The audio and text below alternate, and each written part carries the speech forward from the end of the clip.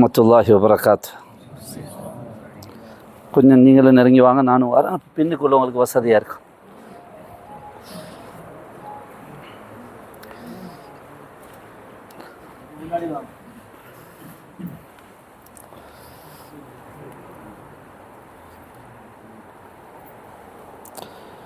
பிஸ்மில்லாஹ்.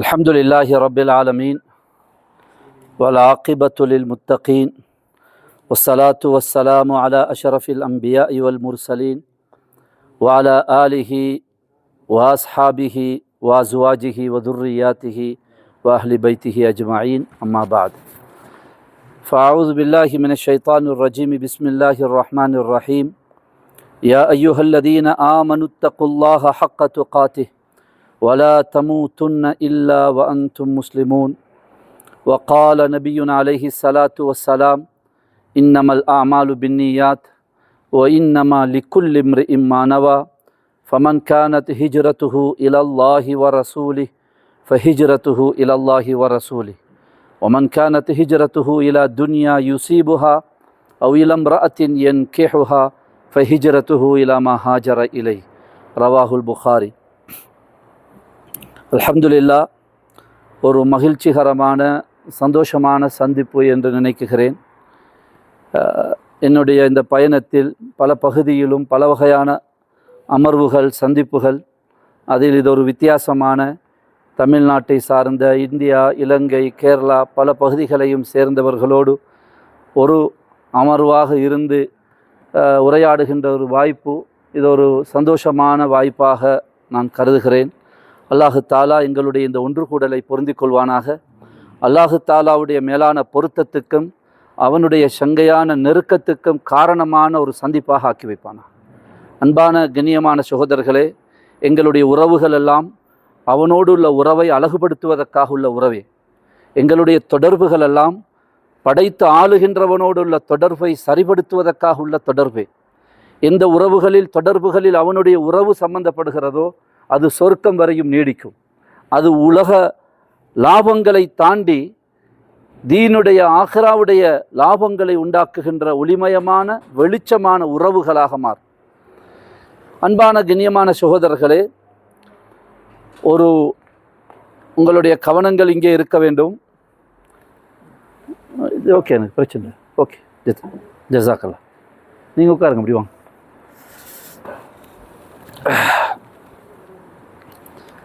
நான் சப்ஜெக்டை துவங்க முந்தி ஒரு அடிப்படையான விடயத்தை சொல்கிறேன். தீன் என்பது வெறும் தத்துவம் அல்ல. மார்க்கம் என்பது புத்தகத்திலும் ஃபோனிலும் ரெக்கார்டாகுகின்ற தத்துவம் அல்ல. அது கல்பிலே வர வேண்டிய ஒரு வெளிச்சம். சஹாபாக்கள் முழு குர்ஆனையும் சுன்னாவையும் விளக்கங்களையும் தீனையும் அவர்கள் ரெக்கார்ட் பண்ணினார்கள், சேவ் பண்ணினார்கள். அவர்களை பைபாஸ் பண்ணி எங்கள்கிட்ட தீனுடைய அறிவு வரவில்லை. அவர்கள் மூலமாக தான் வந்தது. அவங்க முழு தீனையும் ரெக்கார்ட் பண்ணாங்க, சேவ் பண்ணினாங்க. எங்கே ரெக்கார்ட் பண்ணாங்கண்டா, அல்லாஹ் எனக்கும் உங்களுக்கும் ஒரு ஆச்சரியமான ரெக்கார்டரை தந்திருக்கிறான். அதுதான் எங்களுடைய கல்புகள். இந்த ரெக்கார்டருக்கு அறிவில்லை, உணர்வில்லை, அதுக்கு கவலை வராது, அது அமல் செய்யாது, சொர்க்கம் போகாது, 1000 பயான் அதிலிருந்து வேலை இல்லை. ஆனால் எங்களுடைய கல்புகளில் தீன் சேவாக வேண்டும். உள்ளங்களில் தீன் ஒரு ஒளியாக இறங்க வேண்டும். படைத்தவனோடு உள்ளம் இணைய வேண்டும். படைப்பினங்களை தாண்டி படைத்தவனை நோக்கிய ஒரு பயணத்துக்கு பேருதான் மார்க்கம். அந்த பயணத்தில் கல்புகள் வெளிச்சமாக இருக்க வேண்டும். கல்புகள் வெளிச்சமான போதுதான் இந்த படைப்பினங்களுடைய இருள்களை தாண்டி படைத்தவனை நோக்கிய பாதையின் தெளிவு அவருக்கு வரும். இல்லையானால் படைப்பினங்களுடைய இருளிலே பின்னி படைப்பினங்களுக்கு உள்ளத்தை பறிகொடுத்து படைப்பினங்களுக்கு பின்னால் அலைந்து தன்னுடைய வாழ்க்கையை பறிகொடுத்து ஏமாந்து போகுகின்ற ஒருவராக ஆகிவிடுவார். எனவே கல்வியினுடைய குருட்டுத்தனம் கண்ணுடைய குருட்டுத்தனத்தை விட பாரதூரமானது. குர்ஆன் இதை பற்றி பேசுகிறது. கல்புடைய பார்வையை குர்ஆன் பசீரத் என்று சொல்கிறது. ஃபஇன்னஹா லா தஅமல் அப்சார், அவர்களுடைய கண்கள் குருடாகவில்லை, நன்றாக பார்க்குகிறார்கள், வஸ்துக்களை நன்றாக பார்க்குகிறார்கள். வலாக்கின் தாமல் குலூபுல்லதி ஃபி சுதூர், அவருடைய கல்புகள் குருடாகிவிட்டது என்று குர்ஆன் சொல்கிறது. எனவே அன்பான கண்ணியமான சகோதரர்களே, அதிகமான வாலிபர்கள் இருக்கிறீர்கள். ஒரு அடிப்படையான விடயத்தை புரிந்து கொள்ள வேண்டும். ஒரு நாணயத்துக்கு 2 பக்கம் இருப்பதைப் போல, ஒரு காயினுக்கு 2 சைடு இருப்பதைப் போல என்னுடைய உங்களுடைய வாழ்க்கைக்கு 2 பக்கம் இருக்கிறது. ஒரு பக்கம் படைத்தவனோடு, மறுபக்கம் படைப்பினங்களோடு. இந்த 2 பக்கங்களும் பேலன்ஸ் ஆக வேண்டும். இந்த 2 பக்கங்களுடைய உறவுகளும் சீராக வேண்டும். இந்த 2 பக்கங்களுடைய உறவுகளும் தூய்மையாக இருக்க வேண்டும், அழகாக இருக்க வேண்டும். அதுதான் முழுமையான மார்க்கம். ஒரு பக்கத்துக்கு சாய்ந்து போகுகின்ற மார்க்கம் அல்ல தீன். படைத்தவனை நோக்கி பயணிக்குகிறேன் என்று படைப்பினங்களை தள்ளிவிட்டு முட்டிக்கொண்டு மோதிக்கொண்டு படைத்தவனை நோக்கி பயணிக்க முடியாது. படைப்பினங்களை திருப்திப்படுத்துவது என்று சொல்லி படைப்பினங்களோடு சேர்ந்து படைப்பினங்களுடைய திருப்திக்காக படைத்தவனுக்கு மாறு செய்கின்ற ஒரு பக்கம் மார்க்கம் அல்ல தீன். இந்த 2 பக்கங்களையும் நிதானமாகவும் மிக பக்குவமாகவும் பேலன்ஸ் பண்ண வேண்டிய பாரிய பொறுப்புள்ளவர்களாக நாம் இருக்குகிறோம். எனவே அன்பான கண்ணியமான சகோதரர்களே, எங்களுடைய ஒரு பக்கம் படைத்தவனோடு உள்ள உறவு சரியாக வேண்டும். படைத்தவனுடைய தொடர்பை அழகாக்க வேண்டும். நாங்கள் உலகத்தினுடைய வாழ்க்கையினுடைய லட்சியமே அதுதான். உலகத்திலே வாழுவோம், படைப்பினங்களோடு வாழுவோம், படைப்பினங்களை அனுபவிப்போம். ஆனால் படைப்பினங்களுக்காக உள்ளங்களை பறிகொடுத்து ஏமாந்து விட மாட்டோம். படைப்பினங்களை சம்பாதிப்போம், அனுபவிப்போம். ஆனால் படைத்தவனை நோக்கி பயணிப்போம். படைத்தவனோடு படைப்பினங்களோடு இருந்து கொண்டு படைப்பினங்களை தாண்டி படைத்தவனை நோக்கி பயணிப்போம். இதுதான் உலக வாழ்க்கையினுடைய லட்சியம். அதுதான் சாதனை. அன்பான கண்ணியமான சகோதரர்களே, வஸ்துக்களை அடைவது, உலகத்திலே வாழுவது, ஆசைகளையும் தேவைகளையும் பூர்த்தி செய்வதுதான் உலக வாழ்க்கையின் லட்சியம் என்று இருந்தால் மனிதனுக்கு 6வது அறிவு தேவையே இல்லை.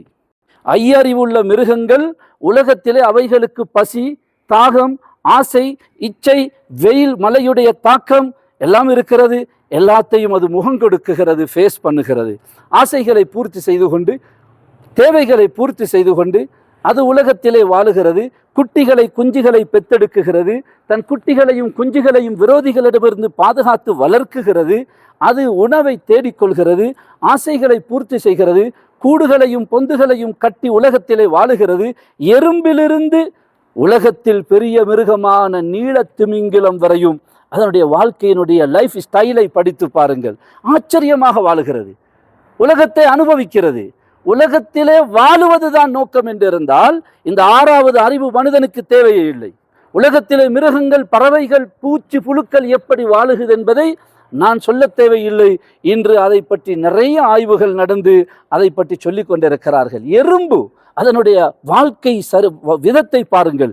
எப்படி ஒரு தத்துவமான ஒரு கூட்டு வாழ்க்கை, ஒரு சுயநலமில்லாத சமூக பற்றுடன் ஒரு எறும்பு வாழுகிறது. அதற்கும் பசி இருக்கிறது, உணவு தேவை இருக்கிறது. எப்படியெல்லாம் அது தன்னுடைய தேவைகளை பூர்த்தி செய்து கொள்கிறது. எனவே உலகத்தில் வாழுவதுதான் நோக்கம், வஸ்துக்களை அடைவது, அனுபவிப்பது தான் நோக்கம் என்றிருந்தால் 6வது தேவையே இல்லை. 5 அறிவோடு வாழலாம். மிருகங்களுக்கு போலீஸ் ஸ்டேஷன் இல்லை, ஹாஸ்பிட்டல் இல்லை, கவர்மெண்ட் இல்லை, ஹோல்சேல் ரிட்டல் வியாபாரம் இல்லை, மார்க்கெட் இல்லை. உலகத்திலே வாழுகிறது, ஃப்ரெஷ்ஷாக உலகத்தை அனுபவிக்கிறது, உலகத்திலே சுதந்திரமாக வாழ்கிறது. எந்த கட்டுப்பாடும், எந்த நாட்டுக்கு போவதற்கு அதுக்கு விசாவா, பாஸ்போர்ட்டா, டிக்கெட்டா எதுவும் தேவையில்லை. உலகத்திலே வாழுவதாக இருந்தால் இந்த 5 அறிவு மட்டும் போதும். உலகத்தை அனுபவிக்க, உலகத்தை அடைய, ஆசைகளை, தேவைகளை பூர்த்தி செய்து கொள்ள. விரோதிகளிடமிருந்து அது தன்னை பாதுகாத்துக் கொள்ளுகிறது, ஃபைட் பண்ணுது, பழி வாங்குது.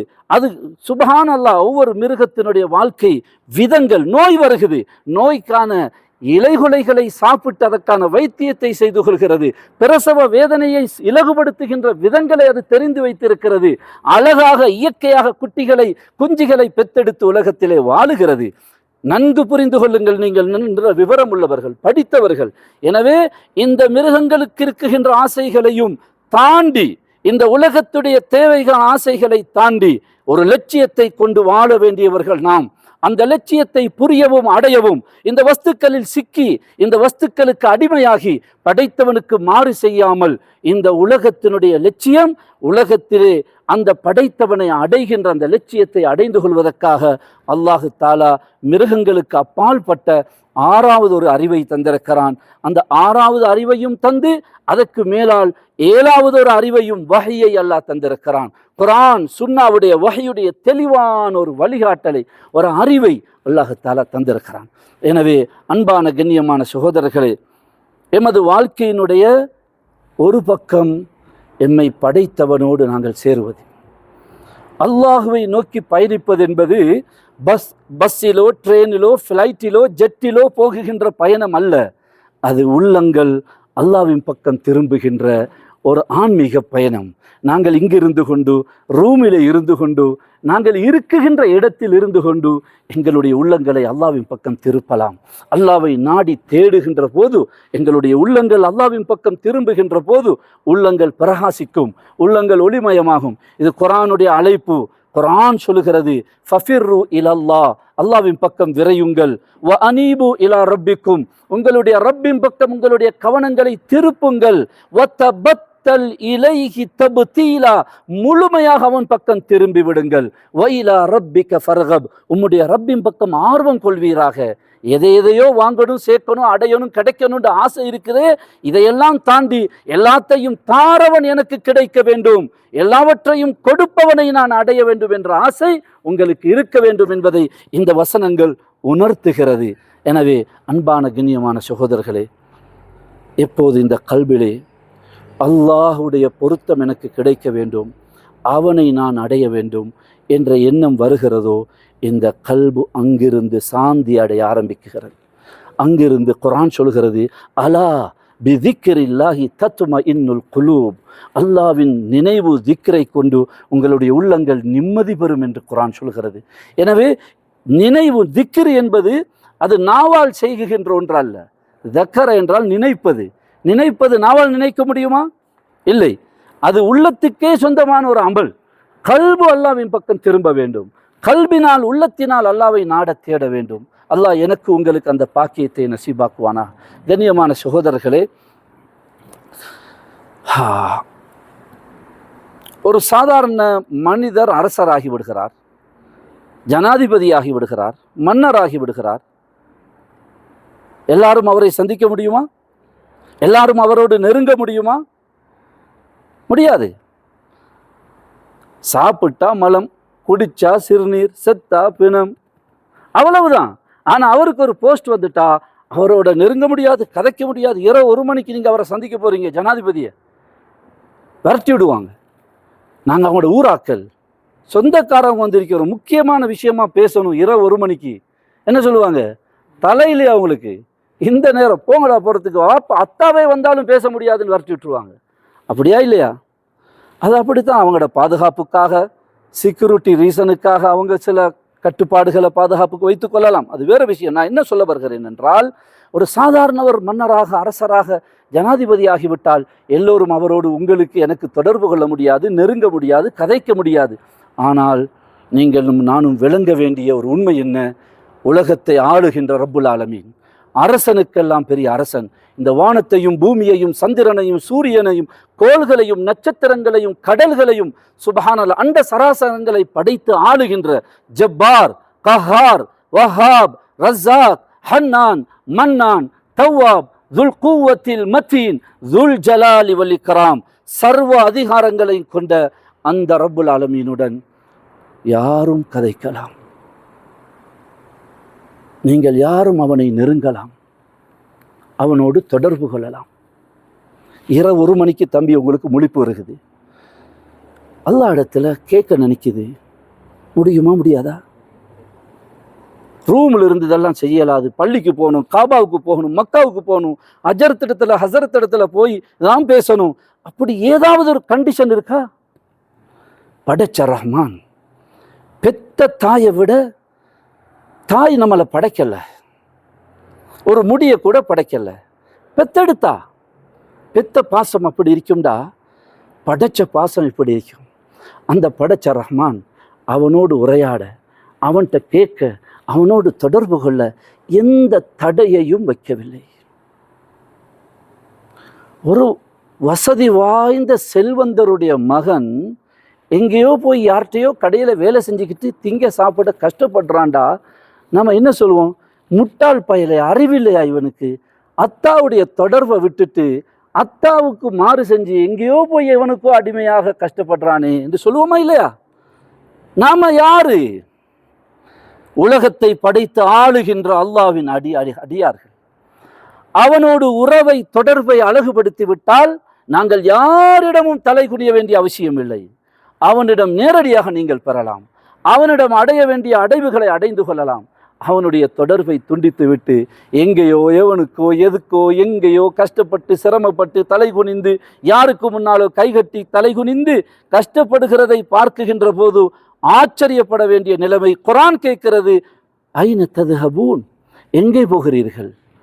இன்னொரு இடத்தில் குர்ஆன் கேட்குகிறது, மா கர்ரக பிரப்பிக்கல் கரீம், சங்கையான உன்னுடைய ரப்பை விட்டு உன்னை ஏமாற்றியது எது? அப்படி என்னதான் உனக்கு அல்லாவை விட பெரிய ஒன்று கிடைத்து விட்டது? அவனை விட்டு விட்டு அதற்கு பின்னால் சுத்துவதற்கு அலைவதற்கு. மா கர்ரக, உன்னை ஏமாற்றியது எது? பிரப்பிக்கல் கரீம், உன்னுடைய கரீமான ரப்பை விட்டு உன்னை திசை திருப்பியது எது? எனவே கண்ணியமான சகோதரர்களே, படைத்த அல்லாவோடு எங்களுடைய உள்ளங்களால் நாங்கள் தொடர்பாக வேண்டும். அல்லாஹ் எனக்கு உங்களுக்கு நசீபாக்கணும். அல்லாஹோடு நெருங்கலாம். நான் நேற்று தான் இஸ்லாத்துக்கு வந்தேன், எனக்கு அல்லாவோட கதைக்கலாமா? என்ன சொல்வீங்க? தாராளம் பேசு. நீ நான் பாவி, நிறைய பாவம் செஞ்சிருக்கிறேன், எனக்கு அல்லாவோடு கதைக்க முடியுமா? தாராளம். படைச்ச ரப்போடு உரையாடுகின்ற அற்புதமான ஒரு உரையாடலுக்கு பேரு தான் தொழுகை. ஒரு சில விஷயங்களை சொல்லிவிட்டு நான் சுருக்கிக் கொள்கிறேன். தொழுகைகளை அழகாக்குங்கள். யாருடைய தொழுகை அழகாகுமோ அவருடைய வாழ்க்கை அழகாகிவிடும். யாருடைய தொழுகை நேரத்துக்கு நடக்குமோ அவருடைய எல்லாமே நேரத்துக்கு நடக்கும். யாருடைய தொழுகை அமைதியாக இருக்குமோ அவருடைய எல்லாமே அமைதியாக நடக்கும். நேரத்திலே பரக்கத்து இருக்கும், காரியங்கள் அழகாக நிறைவேறும். யாருடைய தொழுகை அரைகுறையோ அவருடைய வாழ்க்கையில் எல்லாம் அறகுறையாக தான் இருக்கும். யாருடைய தொழுகை நடிப்பு நாடகமாக இருக்குமோ அவருடைய எல்லாமே நடிப்பாக நாடகமாக மாறிவிடும். அல்லாவை சந்திக்க போகுகின்ற ஆச்சரியமான ஒரு முஃமினுடைய மிஅராஜுடைய ஆன்மீக பயணம் தொழுகை. உங்களுடைய தர்பியத்துக்கு வேறொன்றும் தேவையில்லை. அந்த ஷேக் இந்த ஷேக் ஒன்றும் தேவையில்லை. அல்லாஹ்வோடு உள்ள தொழுகையுடைய உரையாடலை அழகுபடுத்தி விட்டால் சுப்ஹானல்லாஹ், அல்லாஹ்வே தொழுகையினூடாக எங்களை பரிசுத்தப்படுத்துவான். தொழுகையின் மூலமாக எங்களுடைய வாழ்க்கைகளை அழகுபடுத்துவான். தொழுகை சுப்ஹானல்லாஹ், உளுவிலிருந்து நாங்கள் அதை அழகாக்க வேண்டும். உழுவெடுக்கும் போதே அல்லாவை சந்திக்க போகிறேன், அல்லாவிடம் கேட்க போகிறேன், அல்லாவிடம் வாங்க போகிறேன். ஒரு தொழுகைக்கு முன்பாக சுன்னத்தை தொழுதுட்டு 2 நிமிஷம் சம்மணம் போட்டு உட்கார்ந்து கண்களை பொத்தி உங்களோட மனதை தயார்படுத்துங்க. அல்லாவிடம் கேட்க போறேன், எனக்கு ரொம்ப கவலையா இருக்கு, நோயா இருக்கு, கஷ்டமா இருக்குது, அல்லாவிடம் ரஹ்மத்தை பரக்கத்தை ஹைர எல்லாத்தையும் கேட்க வந்திருக்கிறேன். எடுக்க போற ஒரு வாய்ப்பு தான் தொழுகை என்று நினைத்து விட்டாலே தொழுகை இன்பமாக மாறிவிடும். தொழுகையை நாங்கள் சடங்காக்கி விட்டோம். யாருக்கோ எவருக்கோ கடை மூடிவிட்டார்கள், போகாவிட்டால் வழி இல்லை, யாரையோ திருப்திப்படுத்த. நீங்கள் அப்படி இருக்க மாட்டீர்கள். ஆனால் பல இடங்களில் முதலாளியை திருப்திப்படுத்த அல்லது எவரையோ திருப்திப்படுத்த, என்ன எல்லாரும் தொழுகின்ற போது எப்படி தொழாமல் இருக்குகின்ற என்ற சூழலுடைய அழுத்தம் எங்களை தொலை வைக்குகிறதா? பள்ளிக்கு கொண்டு போய் நிறுத்துவது எது என்பதை நாங்கள் நான் உங்களை நீங்கள் மனதோடு பேசி நான் யாருக்காக தொழுகிறேன்? தொழுகையை அழகாக்குங்கள், வாழ்க்கை அழகாகிவிடும். தொழுகையின் மூலமாக உங்களுக்கு சுப்ஹானல்லாஹ், நீங்கள் தொழுகையை அழகாக்குங்கள். தொழுகை உங்களை அழகாக்கும், வாழ்க்கையை அழகாக்கும். வாழ்க்கையில் நிறைய பேருக்கு பிரச்சனைகள் இருக்கும். பொருளாதார பிரச்சனை, குடும்ப பிரச்சனை, மனைவி அல்லது வீடு அல்லது விசா பிரச்சனை, தொழில் பிரச்சனை, கடன் சுமைகள்.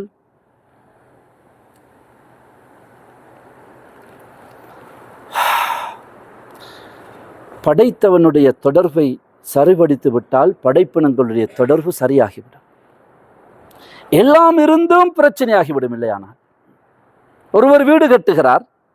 உதாரணம் சொல்வது குர்ஆனுடைய அற்புதமான ஒரு வழிமுறை, ஸல்லல்லாஹு அலைஹி வஸல்லமுடைய சுன்னாவில் உள்ள ஒரு வழிமுறை. வீடு கட்டி லைட், ஃபேன், ஏசி, ஃப்ரிட்ஜ் எல்லாம் பூட்டிட்டார்.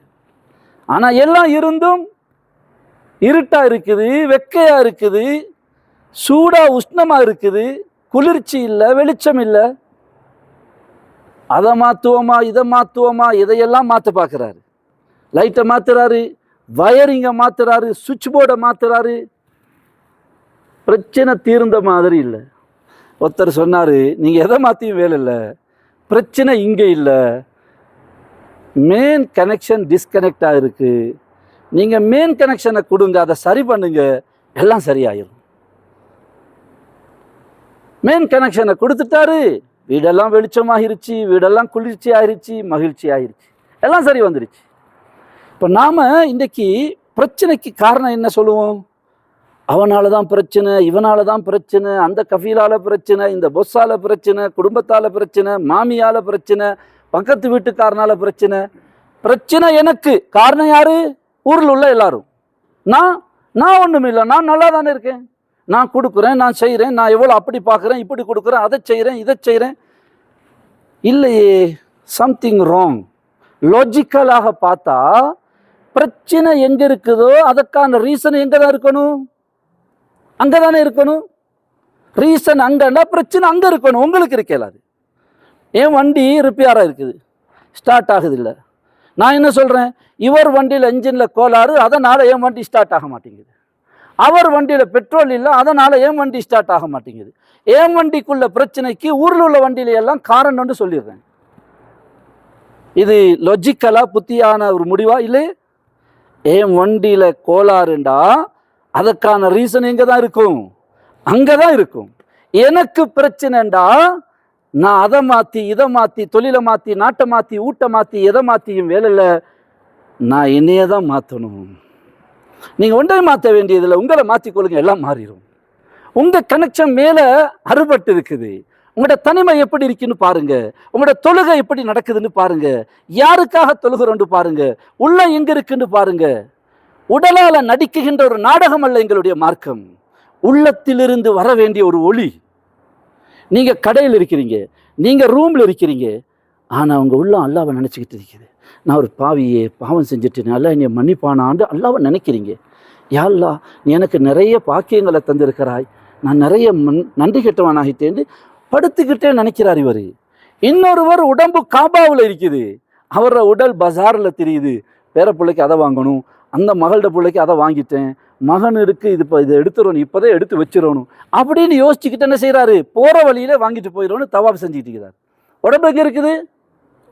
காபாவில். இவரோட உடம்பு எங்கே இருக்குது? கடையில், வீட்டில், பெட்டில். இந்த ரெண்டு பேரில் யார் சிறந்ததுன்னு கேட்டால் நீங்கள் சிரிப்பீங்க. என்னங்க பாய், அவர் காபத்துள்ளால போயிருக்கிறாரு, இவன் வீட்டில் படுக்கிறான். இந்த ரெண்டு பேரில் யார் சிறந்த? அவர் தானே சிறந்தவர் நம்ம சொல்லுவோம். வெறும் உடம்பை வச்சு தீர்ப்பு செய்பவன் அல்ல, அல்லாஹ் உள்ளங்களை பார்க்குகிறான்.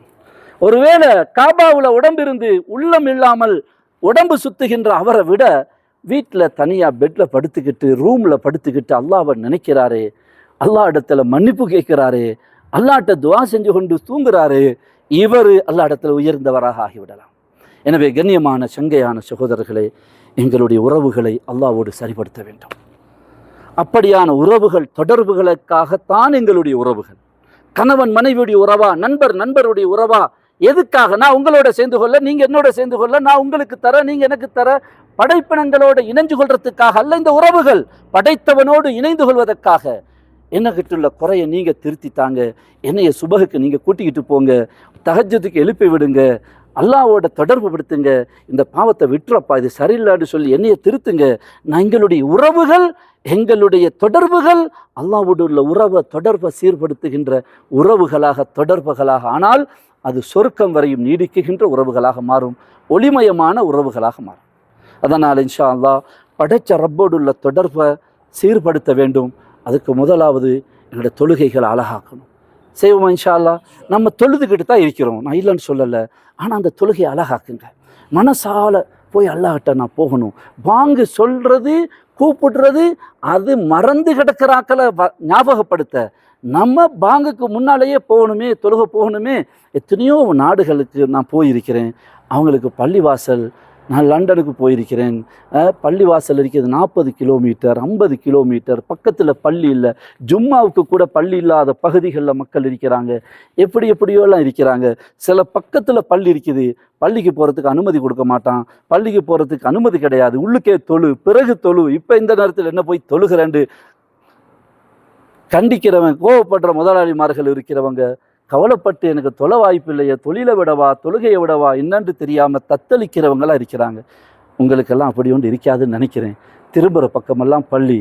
அல்லாஹத்தாலா இப்படி ஒரு புனிதமான பூமியில், ஒரு சிறப்பான பூமியில் தீனின்படி வாழ நம்ம நினச்சா சுபஹான் அல்லாஹ். தீனுக்கு மாற்றம் செய்கிறது தான் கஷ்டம்.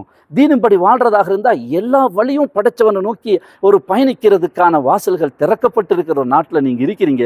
அல்லாஹ் உங்களை இங்கே கொண்டாந்து வச்சிருக்கிறான். இங்கிருந்து காசை கொண்டு போகணும், பணத்தை கொண்டு போகணும், ஒரு ரியாலை கொண்டு போகணும்னு நினைக்கிறத விட இங்கிருந்து நான் ஈமானை கொண்டு போகணும், படைச்சவனுடைய உறவை தொடர்பை சீராக்கி நம் நாட்டுக்கு போய் மனைவி பிள்ளைகளுக்கு இந்த உறவை கொடுக்கணும், அவங்களோட கல்விகளை வெளிச்சமாக்கணும்.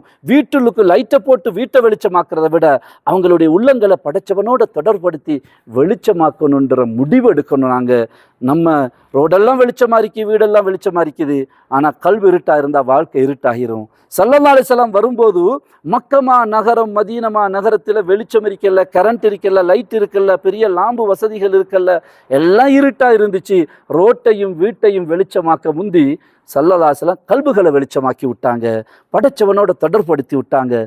கல்பு வெளிச்சமானதோட அவங்களோட பேச்சு வெளிச்சமாகிச்சு, வாழ்க்கை வெளிச்சமாகிச்சு, அவங்க போகிற இடங்கள் எல்லாம் வெளிச்சமாகிச்சு.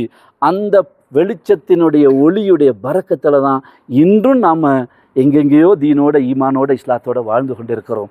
எனவே கண்ணியமான சகோதரர்களே, படைச்சவனுடைய உறவை சரிப்படுத்த தொழுகையை அழகுபடுத்துங்க, குர்ஆனோட டச் ஆகுங்க. ஃபோனும் கையுமாக அலையிறன்றதை விட குர்ஆனும் கையுமாக நாம் அலையிறவர்களாக ஒரு நாளைக்கு கொஞ்சமாவது குர்ஆனை பார்க்காம ஓதாமல் நான் தூங்கக்கூடாது. குர்ஆன் ஓதுங்க, ஒளி, குர்ஆன் வெளிச்சம், பிரகாசம்.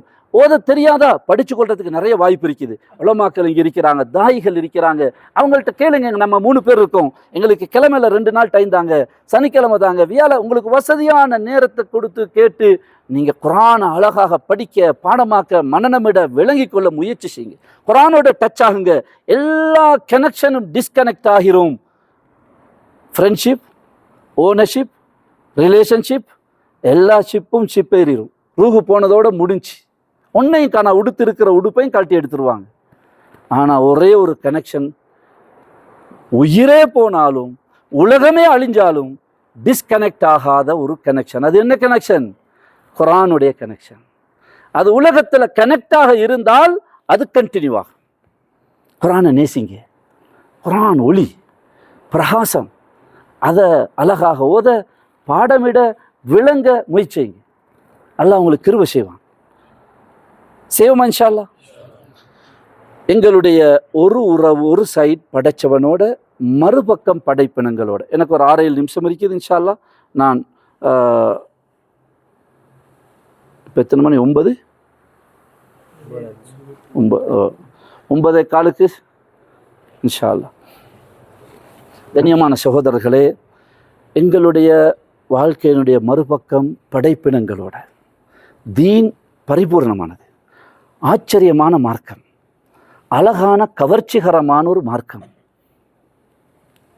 எவ்வளவு நாங்கள் அதை எடுக்கிறோமோ அந்த அளவுக்கு எங்களோட வாழ்க்கை கவர்ச்சியாக, மகிழ்ச்சியாக, வெளிச்சமாக மாறும். படைச்சவனை நோக்கி நான் பயணிக்க போகிறேன், நான் அல்லாஹ்வை அடைய போகிறேன்னு சொல்லிட்டு படைப்பினங்களோட முட்டிக்கொண்டு மோதிக்கொண்டு அவனை அடைய முடியாது.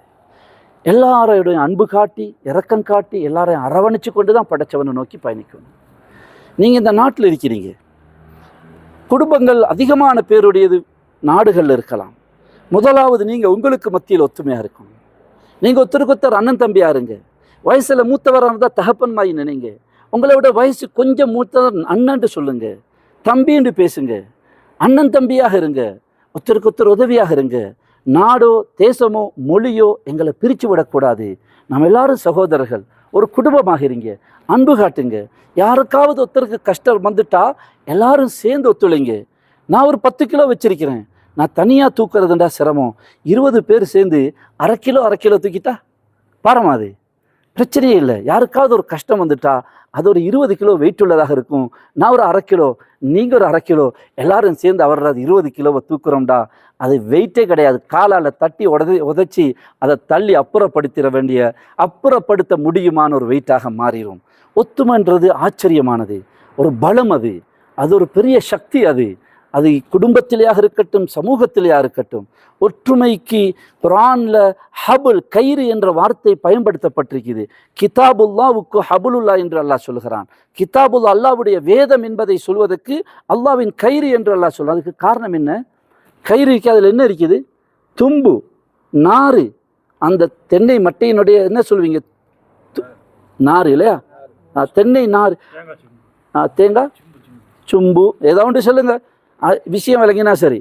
அதில் ஏதாவது ஒரு பலம் இருக்குதா? அந்த நாரை பிச்சா பிஞ்சு போயிடும், ஒரு பூனைக்குட்டியை கூட கட்ட முடியாது. அந்த பலவீனமான நாறுகள் எல்லாம் ஒன்று சேர்ந்து இணைஞ்சி ஒத்துமையாகி கயிறாக மாறின பிறகு யானையையும் கட்டி அடக்க முடியுமான பலமுள்ளதாக மாறிவிடுகிறது. அதுல வேற ஏதாவது ஒன்று இருக்கான்னு கேட்டா ஒண்ணு இல்லை, அதே தென்னை மட்டையினுடைய நாறு தான் இருக்கு. அப்ப இந்த பலம் எங்க வந்துச்சு? அது நாருக்குள்ள பலம் அல்ல. எதுக்குள்ள பலம்? ஒற்றுமைக்குள்ள பலம். எனவே மார்க்க ரீதியாகவும் பிரிந்து விடாதீர்கள், மொழி ரீதியாக அவங்க அது அந்த மொழி, நம்ம இந்த மொழி, அவங்க உருது, பிரியாதீர்கள். அவங்க அந்த பகுதி, நம்ம இந்த பகுதி, அவங்க அந்த நாடு இந்த நாடு, எந்த நாடும் இல்லை. நீங்க எல்லாரும் சகோதரர்கள், நீங்க பல பகுதியில் உள்ளவர்கள் இணைஞ்சிருக்கிறீங்க, சந்தோஷமாக இருக்கிறது. எனவே முதலாவது என்னுடைய பணிவான ஒரு வேண்டுகோள், உங்களுடைய ஒற்றுமை. ஒற்றுமையாக இருக்கிறீங்க, அதை இன்னும் வலுப்படுத்துங்க, அன்பு காட்டுங்க, உதவி செய்யுங்க. யாரும் எந்த வகையிலையும் எந்த அடிப்படையிலையும் காட்டி கொடுப்பதோ அல்லது அவரை துரோகம் செய்கின்ற விதத்தில் சிந்திக்க வேண்டாம். எல்லோருக்கும் அன்பு காட்டி, இரக்கம் காட்டி, பண்பு பாசம் காட்டி நாங்கள் ஒற்றுமையாக இருக்க வேண்டும். அன்புக்கும் பண்புக்கும் மொழியோ இனமோ மதமோ தடையில்லை. எல்லாத்தையும் தாண்டியது தான் அன்பும் பண்பும். அப்படித்தானே? இரண்டாவது விஷயம், உங்களுடைய குடும்பங்களில் யார் யாருக்கு தாய் தகப்பன் ஹயாத்தோடு இருக்கிறார்களோ கொஞ்சம் கையொஸ்துங்களே. 2 பேரும் ஹயாத்தோடு இருக்காங்க, 2 பேரில் ஒருத்தர் இருக்கிறாங்க அப்படின்றவங்க கொஞ்சம் கையொஸ்துங்களே. நல்லா வஸ்துங்க, மாஷா அல்லாஹ், நிறைய பேர் வஸ்துறீங்க. நீங்கள் பாக்கியசாலிகள். போதும், நீங்கள் கொடுத்து வச்சாக்கு. உங்களுடைய ஆகப்பெரிய சொத்து அந்த வயசான தாய் தகப்பன் தான். நீங்கள் உழைக்கிற காலத்தில், கையில் காலில் பலமுள்ள இந்த காலத்தில் உங்கள் அத்தை அம்மா ஹயாத்தோடு இருக்கிறாங்கண்டா உங்களுடைய ஆகப்பெரிய சொத்து உங்களுடைய வீடோ குடும்பமோ எதுவுமே கிடையாது, அவங்க தான். அவங்களோட அன்பாக பேசுங்க, பண்பாக பேசுங்க. சில வேளை நீங்கள் செலவழிக்கிறதுனால நான் சொல்லுவேன், அந்த பண திமிரு சில நேரத்தில் அது வார்த்தையில் வரும். நாங்கள் கர்வத்தோடு பேசுவோம், அடக்க பார்ப்போம், உங்களுக்கு ஒன்றும் புரியுது இல்லைண்டுவோம், நான் சொல்கிறத கேட்காட்டி பணம் அனுப்ப மாட்டேன்னு சொல்லுவோம். இந்த திமிருத்தனத்தை பணத்தோட வச்சு கொள்ளுங்க, குடும்பத்தோட, தாயோட, தகப்பனோட காட்டிடாதீங்க. மன்னிப்பு கேளுங்க. உம்மா, நான் தாயே எப்பயாவது அவங்களோட மனசு நோகரமாய் பேசியிருந்தா மன்னிச்சு கொள்ளுங்கம்மான்னு சொல்லுங்க, மன்னிப்பு கேளுங்க. அவங்கள பார்க்கறதுக்காகவே ஒரு டிக்கெட்டை போட்டு போய் வர முடியுமா? போயிட்டு வாங்க. நாட்டுக்கு போனால் ஊர் உலகம் நண்பர்கள்னு சுத்தாதீங்க, அம்மாவோடே இருங்க. அவங்க எவ்வளோ காலம் உங்களோட இருக்க போகிறாங்களோ தெரியாது. அத்தாவோடு இருங்க, காலை ஊண்டி விடுங்க, கன்னத்தை முத்தம் கொடுங்க, நெத்தியை மோந்து கொள்ளுங்க, கையெடுத்து மோந்து கொள்ளுங்க. எங்கேயோ இருக்கிற ஹஜருல் அஸ்வத் கல்ல முத்தம் கொடுக்க நிறைய பேர் ஆசைப்படுறாங்க. இரவு 1 மணிக்கு போய் முட்டி மோதி தள்ளி கஷ்டப்படுறாங்க. ஆனால் காலடியில், வீட்டில், மடியில் இருக்கிற அந்த தாயுடைய பாச முத்தத்தை யாரும் உணர்றது கிடையாது. ஹயாத்தோடு இருக்கும்போது மதிக்கிறது இல்லை, கணக்கெடுக்கிறது இல்லை. மௌத்தான பிறகு நிறைய அழுது புலம்புறவங்க நிறைய பேர் இருக்கிறாங்க. ஆனால் உயிரோடு இருக்கும்போது பயன்படுத்தி கொள்ளுங்க. அவங்கள வச்சே நீங்கள் அல்லாஹ்வை அடைஞ்சு விடலாம், அவங்கள வச்சே சொர்க்கம் போய் சேர்ந்து விடலாம். தாத்தா தங்கச்சி, சகோதர சகோதரிகளுடைய உறவு, மனைவி பிள்ளைகளுடைய உறவு, இதெல்லாம் பாசமான உறவு. பணத்துக்காக இந்த பாசங்களை பறிகொடுத்துறாதீங்க, இந்த பாசங்களை பணத்துக்காக துண்டிச்சிடாதீங்க. காணிக்காக வழக்கு வம்பீடு போய் சண்டை சச்சரவு, வேலி பிரச்சனை, வழி பிரச்சனை, காணி பிரச்சனை, வீட்டு பிரச்சனை, சொத்து பிரச்சனைன்னு எத்தனையோ உறவுகளை துண்டிச்சு வாழ்றாங்க. உணர்வு இல்லாத, உயிர் இல்லாத இந்த கல்லுக்காக மண்ணுக்காக இந்த உணர்வுகளை புண்படுத்தி விடாதீர்கள். அந்த கல்லுக்கு மண்ணுக்கு, இந்த காணிக்கு பூமிக்கு உயிர் இல்லை, உணர்வு இல்லை. அதுக்காக இந்த உறவுகளை புண்படுத்தி விடாதீர்கள். அதை விட்டு கொடுத்து இந்த உறவுகளை விலை கொடுத்து வாங்குங்கள். உம்மா, அண்ணனுக்கு என்ன வீடு வேணுமாமா? எடுத்துக்கொள்ளட்டுமா, அது என்ன, இது மண்ணுமா? எங்கள் அண்ணன் எனக்கு கோடி, அது பொண்ணு, போகட்டும் வீடு, அண்ணன் எனக்கு வேணும். அக்காவுக்கு என்ன காணி வேணுமாமா? முன் இடம் வேண்டுமாமா? முன் கடை வேணுமா? எடுத்துக்கொள்ளட்டுமா, அது என்னம்மா அது? அக்கா எத்தனை கோடி எனக்கு பெருசு என்பதை புரிந்து இந்த கல்லை மண்ணை விட்டு கொடுத்து இந்த உறவுகளை விலை கொடுத்து வாங்குங்கள். நீங்கள் கொடுக்குகின்ற தர்மங்களில் மிகப்பெரிய தர்மம் உறவுகளை பாதுகாக்க விட்டு கொடுக்குகின்ற விட்டு கொடுப்பு தான். எனவே கண்ணியமான சகோதரர்களே, அன்பு, பாசம், இரக்கம், அதை மையப்படுத்தியது தான் எங்களுடைய குடும்ப வாழ்க்கை. எங்களுடைய பொருளாதாரம் நம்பிக்கை, நேர்மை, நியாயம், தூய்மை, இதை மையப்படுத்தியது தான் எங்களுடைய பொருளாதாரம். இஸ்லாமிய குடும்பவியல் என்பது அன்பு, பண்பு, பாசம், இரக்கம், அன்பு வார்த்தைகளோட பேசுங்க. என்னம்மா தங்கம்னு பேசுங்க, பிள்ளையோட மனைவியோட செல்லம்னு பேசுங்க, தங்கம்னு பேசுங்க, அன்பு வார்த்தைகளை பேசுங்க. என்ன நீ அதென்ன இங்கே தூரத்தில் இருந்து கண்டு கடுப்பு, ஒரே குறை காணுவது, குறை சொல்வது, பழைய குத்தங்களை தவறுகளை சொல்லி காட்டு மனதை நோகடிக்குகின்ற அம்பை விட மோசமானது தான் வார்த்தையால் தாக்குவது. அம்பால தாக்குறது உடம்பைத்தான் பாதிக்கும், அது ஆறிரும். ஆனால் வார்த்தையால் தாக்குவது அது உள்ளத்தை பாதிக்கும், அது ஆறாத வடுவாக மாறிவிடும். வார்த்தைகளை அளந்து பேசுங்கள், வேகப்பட்டு விடாதீர்கள், கோபப்பட்டு ஆத்திரப்பட்டு அது இது என்று கத்தி விடாதீர்கள். தூரத்தில் இருக்கிறோம், எப்பையும் அன்பாக பேசுங்க. தவறு செய்வாங்க, தவறுகள் நடக்கும். கோபம் வந்துட்டா பேச்சை வச்சிருங்க. நான் வேலையாக இருக்கேன், கொஞ்சம் அப்புறம் பேசுகிறோம்மான்னு வச்சிருங்க. அமைதியாக இருக்கும்போது அழகான வார்த்தைகளோடு பேசுங்க. சரிதான் இன்ஷா அல்லாஹ்.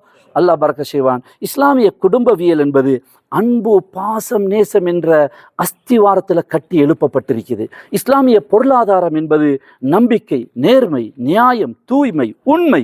நீங்கள் எங்கே இருந்தாலும் சரி, ஒரு முஸ்லீமோட வேலை செஞ்சால் என்ன, ஒரு அந்நியர் காவிராக இருக்கட்டும், பௌத்த சகோதரராக இருக்கட்டும், இந்து சகோதரராக இருக்கட்டும், ஒரு கிறிஸ்துவ சகோதரராக இருக்கட்டும், கொடுக்கல் வாங்கல் என்று வந்தால் தூய்மை, யாரையும் ஏமாற்றக்கூடாது. அவர் பிற மதத்தவராக இருந்தால் என்ன, நம்பிக்கை, நேர்மை, நியாயம் என்பது அது இஸ்லாத்தை தாண்டியது, ஈமானிய உணர்வுகளையும் தாண்டி மனிதாபிமானத்தோடு சம்பந்தமானது. அது ஒரு அந்நியரை கூட ஏமாற்றுவது ஹராம், நம்பிக்கை துரோகம் செய்வது ஹராம். எனவே நீங்கள் இந்த நாட்டில் உங்கள் முதலாளியாக இருக்கட்டும், கஃபீலாக இருக்கட்டும், உங்களுடைய பொஸ்ஸாக இருக்கட்டும், ரூமில் இருக்கிற சகோதரராக இருக்கட்டும், இந்த எல்லோருடனும் நம்பிக்கை, நேர்மை, நியாயம், தூய்மை, சுத்தம் இதை பேணி ஒரு சதம் கூட ஹராம் எனக்கு வந்து விடக்கூடாது. என் பணம் வேண்டுமானால் அவருக்கு கலக்கட்டும், அவருடைய பொருள் என்னுடைய இரத்தத்தில் கலந்து விடக்கூடாது. எனவே ஒரு ரூமில் இருக்கிறோம், சாப்பாட்டு விஷயங்கள், உணவு விஷயங்கள், ரூமுடைய செலவு விஷயங்கள், கடன் கொடுக்கல் வாங்கல் விஷயங்கள், பொருள்களை விற்பது வாங்குவது, நாட்டுக்கு அனுப்புவது எடுப்பது, இது எல்லாத்திலையும் சுத்தமாக தூய்மையாக இருப்பது, இது தீனுடைய மிகப்பெரிய ஒரு பகுதி. எனவே நான் திரும்ப சுருக்கத்தை, சாராம்சத்தை சொல்கிறேன். என்னுடைய உங்களுடைய வாழ்க்கைக்கு ரெண்டு பக்கம் இருக்குது. ஒரு பக்கம் படைத்தவனோடு, மறுபக்கம் படைத்தவனோடு. நான் ஏதோ பெரிய மனிதன், நல்ல மனிதன், உங்களுக்கு புத்தி சொல்ல வந்தேன்றதில்லை. நானும் உங்களில் ஒருவன். நானும் என்னுடைய இந்த ரெண்டு பக்கங்களையும் சரி செஞ்சு கொள்ள முயற்சி செய்கிறேன். நீங்களும் இருக்கிறத விட அழகாக்கி கொள்ள முயற்சி செய்யுங்கள். வல்ல ரஹ்மான் எங்களுடைய இந்த சந்திப்பை அவனுடைய நெருக்கத்துக்குரிய சந்திப்பாக, எங்களுடைய வாழ்க்கையில் ஒளிமயமான மாற்றங்களை ஏற்படுத்துகின்ற, ஒரு மகிழ்ச்சிகரமான, ஒரு வெற்றிகரமான மாற்றங்களை ஏற்படுத்துகின்ற ஒரு சந்திப்பாக ஆக்கி வைப்பானாக. உங்கள் எல்லோருடைய வாழ்விலும் அல்லாஹ் ஹைறுகள், பரக்கத்துகளை தந்து, உங்களுடைய குடும்பங்களுக்கும் எல்லா வகையான ஹைறு பரக்கத்துகளையும் தந்து, எல்லா வகையான ஷர்றுகள், ஃபித்னாக்கள், முசீபத்துகளிலிருந்து உங்களையும் உங்களுடைய குடும்பங்களையும் பாதுகாத்து அருள்வானாக என்று துவா செய்து விடைபெறுகிறேன். அஸ்ஸலாமு அலைக்கும் வரஹ்மத்துல்லாஹி வபரகாத்துஹு. ஷேக் அஸ்மி அவர்கள் என்னுடைய